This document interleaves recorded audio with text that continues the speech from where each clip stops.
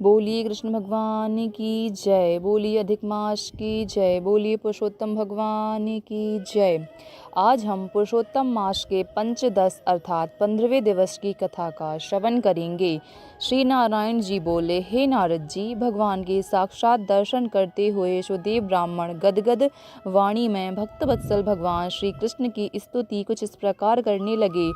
हे देवताओं के देवता, हे त्रिलोकी को अभय देने वाले प्रभु, हे ईश्वर, आपको मेरा नमस्कार है। मैं आपकी शरण में आया हूँ। हे प्रभु, मैं दुखी दीन आपका भक्त हूँ। आप सबके बांधव हैं। मेरी आप क्यों उपेक्षा कर रहे हैं? ब्राह्मण सुदेव ने प्रभु की इस प्रकार जब स्तुति की, तब मेघ के समान गंभीर वाणी में भगवान बोले, हे बुद्धिमान तपस्वी पुत्र, तुमने भली भांति तप किया। तुम जो मुझसे चाहते हो वह कहो, मैं तुम्हारे तप से प्रसन्न हूँ। सुदेव बोला, हे दीन बंधु दया निधान, मुझे सुपुत्र दो। ब्राह्मण के यह वचन सुनकर श्रीहरि कहने लगे, हे ब्राह्मण, ब्रह्मा ने तुम्हें पुत्र सुख से वंचित रखा है, इसलिए पुत्र को छोड़कर कोई और वस्तु मांग लो, मैं अवश्य ही दूंगा।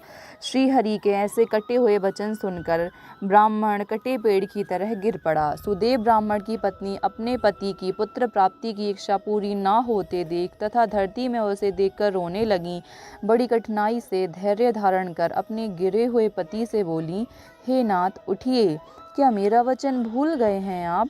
विधाता ने जो भाग्य में सुख लिख दिया है, जो दुख लिख दिया है, अपने कर्मों के अनुसार लिख दिया है और उनको मनुष्य भोगता है। हे पतिदेव, पुत्र की अभिलाषा और उससे उत्पन्न विषाद छोड़कर उठिए और श्री हरि से संबंध जोड़कर भक्ति का आश्रय लीजिए।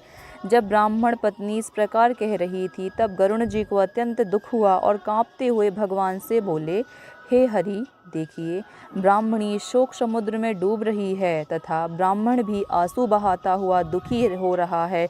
हे दीन बंधु, हे दया के समुद्र, आज आपकी वह दया कहाँ गई जो भक्तों पर रहती थी? आपके सेवा का फल सभी को अवश्य प्राप्त होता है, फिर इस ब्राह्मण की पुत्र कामना पूर्ण करने में आपको क्या आपत्ति है? जो दानी हाथी दे दे, वह दानी अंकुश देने में क्यों दुखी होगा? हे प्रभु, इस प्रकार तो आज से कोई आपके चरणों की सेवा नहीं करेगा। अगर इसे पुत्र ना दिया तो आपकी महिमा नष्ट हो जाएगी, इसलिए इसे एक पुत्र अवश्य दीजिए। भक्त सुदामा आपकी आराधना से पूर्ण सुखी बन गया था। आपकी कृपा से ही गुरु सांदीपन को मरे हुए पुत्र की पुनः प्राप्ति हुई थी। पति पत्नी पुत्र की इच्छा से आपकी शरण में आए हैं प्रभु। गरुण के वचन सुनकर श्री नारायण जी बोले, हे पक्षियों में श्रेष्ठ, तुम ही इनको एक पुत्र होने का वरदान क्यों नहीं दे देते? इति श्री पुरुषोत्तम मास महात्म्य हरि गरुड़ संवाद नामक 15 अध्याय संपूर्ण।